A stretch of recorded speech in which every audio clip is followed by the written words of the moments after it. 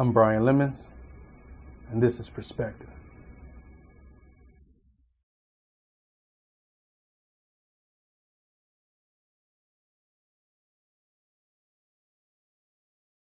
Okay, so this past week, we had some serious events take place.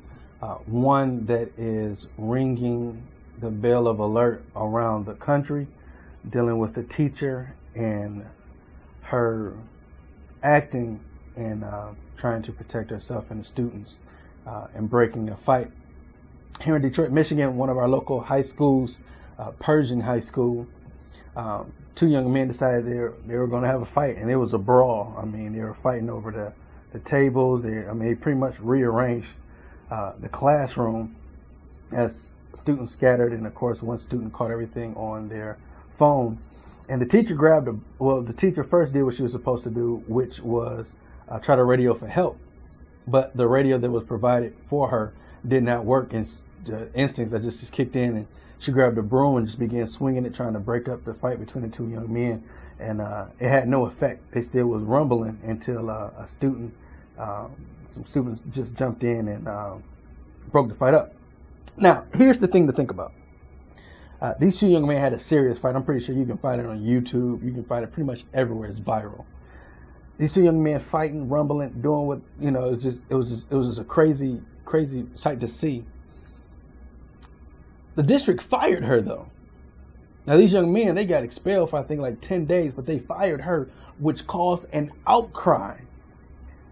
I heard some of the people from the city, man, were just sending brooms down to the district in support of her. And again, around the country, teachers have been rallying around to support her. She has a lawyer. Her father spoke up for her. But one of the funny things to me is this, in the time we live in. Some of these students, not all, some of these students, please get me right and understand what I say. Some of these students just don't care.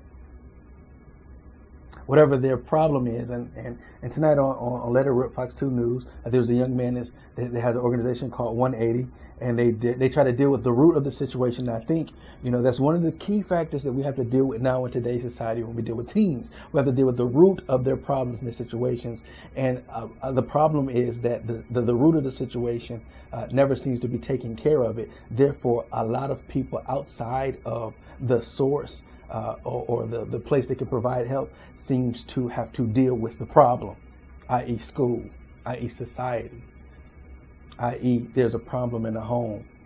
And for some odd reason, these parents are not really tending to or creating solutions. So you have a lot of teens, a lot of kids with anger problems and issues that come from the house, that stem from the household, like the Cass Tech quarterback acting out. It almost cost him everything. Luckily for him, he still has a chance to go play football. This situation and many other, countless others, he is acting out. And the crazy thing about this, they had a interview with one of the boys who was in a fight, along with his mother. And the interviewing journalist, she asked her, do you condone this? And she had no response. Matter of fact, she did have a response. This was her response. This was the mother's response. How do you feel about what happened? Well, she shouldn't have hit him with the broom.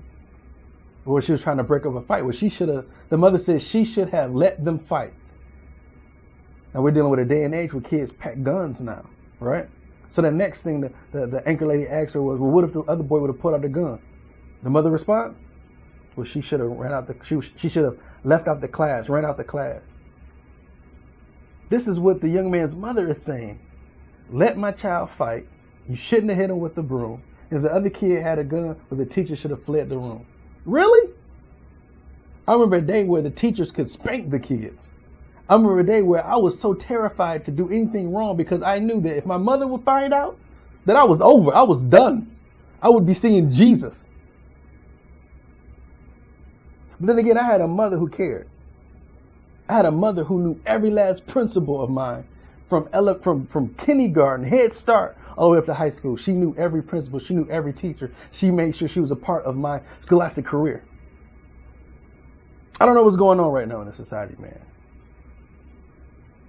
You got teachers who aren't prepared for the situation. You know what? Matter of fact, if you want to be a teacher, you know what you should do? They should make part of the elective program. They should have to learn a MMA class, a Brazilian Jiu-Jitsu, wrestling, boxing, and they should make sure that if you want to be a teacher, you learn how to use a gun properly. Because they're going in blinded. They have to deal with these issues that stem from the household, and their job is strictly to educate. But now they got to deal with all this random violence, putting their life at jeopardy, other kids' life at jeopardy, that we send our kids to their school to be taught by them and to be responsible for them, to be responsible for my child. And this teacher is put in a lose-lose situation. Because she's damned if she used the broom, but if something else would have happened, then what? She would have been accused too? Like, well, where's the teacher? This is where we at? Seriously? How about parents start lacing up their bootstraps? And it's not all parents, because all parents aren't neglective of their kids. And I understand there's situations. I mean, hey, I work 2 jobs every day. I get up in the morning, I go to work, I come home, I play with my boys, I see how my daughter did at school, I grab a nap, I wake up and I go to my night job. And I get off at 1:30 in the morning and I do it all over again. But I still try to make time to spend with my kids, the best that I can do. And my wife is helping me the best way she can do, because we come from a household of involved parents, and we'd be dang if